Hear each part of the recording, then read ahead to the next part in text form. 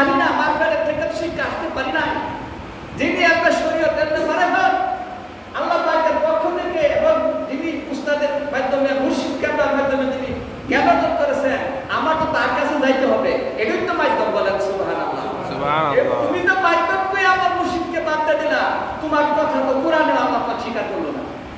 ইকরা বিসমি রাব্বিকাল্লাযী খালাক, পড়ো তোমার প্রভুর নামে যিনি তোমাকে এক বিন্দু রক্তপিণ্ড থেকে সৃষ্টি করেছেন। হ্যাঁ, পরের আয়াতে আছে যে তোমাকে আমি জ্ঞান দান করছি কলমের মাধ্যমে, তুমি যা জানতে না তা জানছো কলমের মাধ্যমে, লেখাপড়ার মাধ্যমে। বলেন সুবহানাল্লাহ। সুবহানাল্লাহ। কলমের অর্থ কি? লেখা পড়ার মাধ্যমে, লিখতে এবং পড়তে পারতে হবে। শুধু খালি পড়লেই চলবে না, লেখাও লাগবে।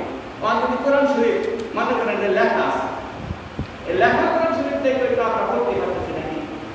সুতরাং এরা মাধ্যম কথাটা বললে হয় না, মুর্শিদকে বাদ দেওয়া দেয়, তাই কথাটা টিকলো, তারপর যুক্তি টিকছে। আরে আমরা তো মাধ্যম ছাড়া আসছি না, মা বাবা লাগছে পৃথিবীটা নাকি? বলে আল্লাহ পাকের সিস্টেমের মাধ্যমে, আল্লাহ পাকের সিস্টেম, আল্লাহ পাক পৃথিবী পরিচালনা করতেছেন, আল্লাহ পাক কোরআন হাদিস নাযিল করেছেন, নবী রাসূলের মাধ্যমে মানুষকে হেদায়েতের ব্যবস্থা করেছেন। বলেন সুবহানাল্লাহ। সুবহানাল্লাহ। মাধ্যম ছাড়া হবে না।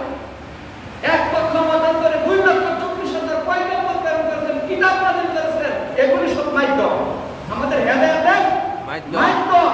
মুর্শিদ কেবলা আমাদের উস্তাদ, আমাদের মাধ্যম, এগুলি সব মাধ্যম। কোরআন হাদিস আমরা যা পড়ি এগুলি সব মাধ্যম। আল্লাহ পাক আমাদেরকে এই মাধ্যমে আল্লাহ পাকের জ্ঞান আমাদেরকে দান করেন। ওয়া কুনু মা'আস-সাদিকিন, আল্লাহ পাক কোরআনে আরেক জায়গায় বলতেছেন যে তোমরা সত্যবাদী ওলিদের সাথী হয়ে যাও। বলেন সুবহানাল্লাহ। সুবহানাল্লাহ।